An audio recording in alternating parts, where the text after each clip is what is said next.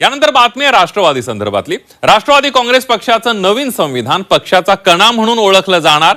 अल्पसंख्याक सेल, सामाजिक न्याय सेल आणि ओबीसी सेल हे काढून टाकण्यात आलंय।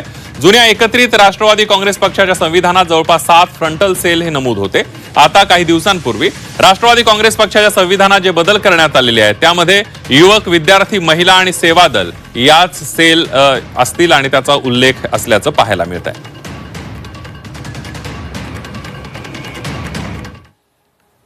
सुद्धा अजितदादांनी प्रामुख्याने ती काळजी घेतली होती की त्यांनी आपली भाजपचे झालेला अलायन्स असताना सुद्धा त्यांनी स्वतःची एक ओळख ही पुरोगामी विचाराचीच करण्याचा प्रयत्न त्यांनी केला। हे सातत्याने त्यांनी वेगवेगळ्या प्रकारच्या कार्यातून आणि कामातून दाखवलेलं आहे। प्रत्येक या सर्व याच्यातून त्यांनी जरी अलायन्स झालं तरी आपण या विचाराची बांधील आहोत असं दाखवण्याचा प्रयत्न केलेला आहे।